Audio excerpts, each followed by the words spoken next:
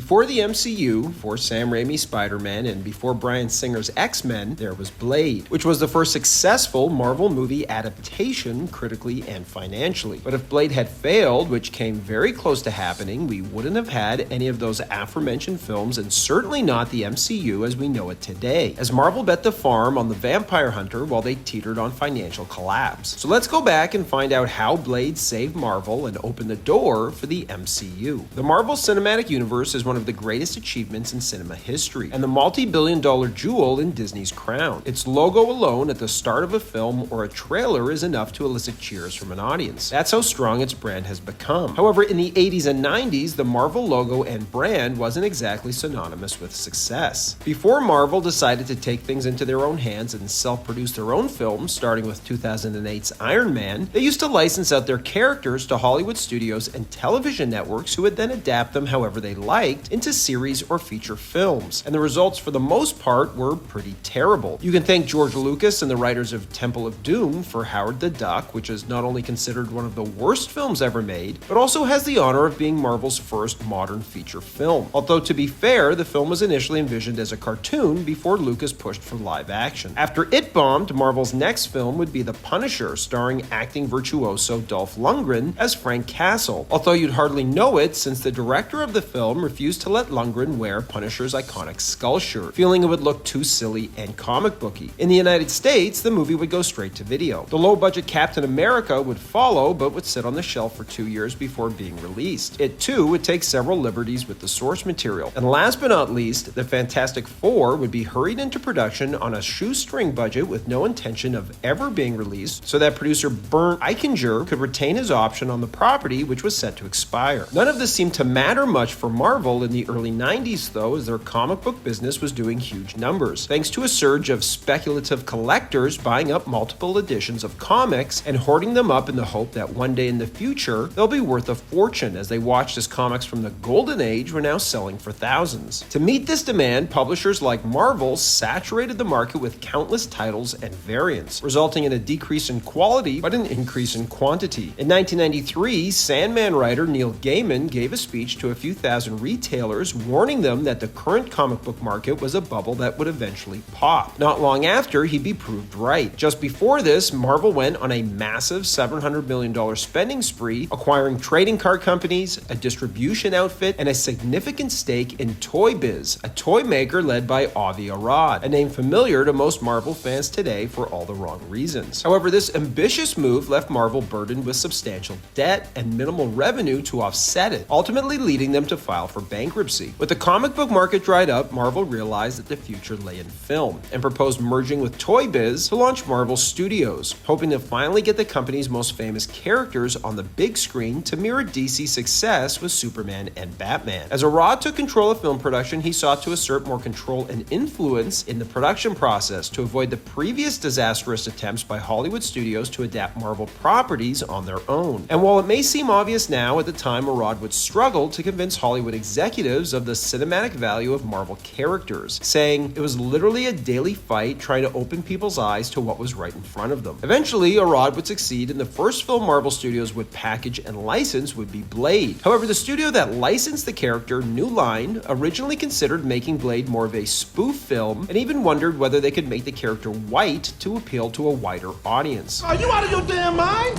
When writer David Goyer, eventually responsible for co-writing Nolan's Dark Knight trilogy, heard New Line was interested in making Blade, he went in with an idea for not one movie, but an entire trilogy, which he called the Star Wars of Black vampire films. I just thought Blade was the coolest character I'd ever seen, and I love the fact that he was so much darker and more brutal than Captain America. He just seemed completely different to inhabit a different kind of world. Based on his pitch, Goyer convinced the studio to go with his more grounded take on the character, while also refusing to change his skin color. As Goyer went off to write the script, he realized he would have to update the character for the 90s, as the original version in the comics rocked a bright jacket, neon glasses, and fought using wooden daggers from a bandolier. Goyer's script drastically reworked the character, gave him a sword, and made him more of a samurai. Goyer also changed Deacon Frost from an older church deacon from the South, who in Goyer's words looked like Colonel Sanders, to someone who belonged in a Bret Easton Ellis novel, as Goyer totally reimagined the vampires. I wanted to make the vampires of Blade not romantic figures at all. I was much more interested in heroin chic vampires. They're not particularly attractive. There's nothing particularly romantic about living forever. They're kind of all scumbags. Whistler, on the other hand, was created by Goyer from scratch, who envisioned him as an aging gunfighter who passes down his knowledge like an old John Wayne type. Marvel liked the character so much that they used him before the film even came out in a guest appearance on Spider-Man, resulting in a legal dispute with New Line, who argued Marvel didn't even own the character as it was a Goyer creation. And while typically deviating from the source material in movie adaptations produces less than stellar results, this time I think everyone can agree that it was for the better. New Line, however, saw Blade as a low-budget flick, but when Goyer turned in his script, the studio told him it would cost close to $50 million to produce. However, to hedge their bets, the studio told Goyer and the team that if they could get Denzel Washington to play the title character, they would make the film for $40 million. If they could get Wesley Snipes, they would make it for $35, and $20 if they could get Lawrence Fishburne. Goyer and the team wanted Snipes and approached him first, and the timing couldn't have been better, as Snipes had been trying and failing to get a Black Panther film off the ground. After meeting with Snipes about Blade, he said yes on the spot. As the hunt for a director began, David Fincher, hot off of directing Seven, read Goyer's script and put his name forward to direct. And Fincher had laid out 40, 50 books of photography and art. And he just said, this is the movie. There's no question that a lot of that thinking, because I'd never really seen something like that before, that a lot of that thinking then infused my further revisions and informed my further revisions. Goyer, even though he was a fan and friend of Fincher's, knew Fincher would likely eventually drop out and just end up wasting everyone's time, which is exactly what happened when Fincher opted to direct the game instead, leaving Blade without a director. And with nobody else in Hollywood interested in stepping in, Goyer remembered a low-budget sci-fi horror movie he'd seen called Death Machine that Brit Stephen Norrington had directed. In Goyer's words, Death Machine might have been a little incoherent, but it was just non-stop balls to the wall. The action was insane, and he made it for nothing too. After Goyer reached out to him, he learned Norrington loved comic books as well, and after he met with Snipes, the two had instant chemistry. And besides Goyer's solid script, Norrington's gritty direction also deserves heaps of credit. The film has a kinetic, visceral energy, which at times mirrors the euphoria vampires experience after they drink blood. It treats Blade himself with substantial gravitas, enabling us to see him how the vampires see him. And there he was. Cool. Very nice. The film's cool blue nocturnal color palette cultivates a chilling and unsettling ambience juxtaposed against the daytime's warmth. Plus, it had wire fu before The Matrix, showcasing mind-boggling fight choreography and a plethora of physical stunts while being unabashedly violent and gory. In other words, you could feel the director and his horror aesthetics behind the camera. And unlike most Marvel films today, this one didn't feel bland and vanilla like it was made from an assembly line. However, when the film was test screened for audiences, it was a disaster. It was criticized for being too long and the climax too stupid, as it originally featured Frost, played brilliantly by Stephen Dorff, morphing into La Magra, a giant swirling mass of blood, courtesy of poor late 90s visual effects. It just looked like this big Jell-O thing. They just really were into Dorff as a villain, and the minute he was off screen and became this thing they couldn't relate to, it got really silly. The audience, however, was really enthusiastic about the rest of the film, so the producers, still believing in it, ordered reshoots to change the ending to a sword fight between Blade and Frost. In addition to this, the runtime for the rest of the film was also cut down, and one of those casualties was Stan Lee's cameo as a cop discovering Quinn's body on fire at the Blood Club, while another was a somewhat goofy cameo at the end of the film that saw Morbius show up to set up a sequel. Then you're back on the clock.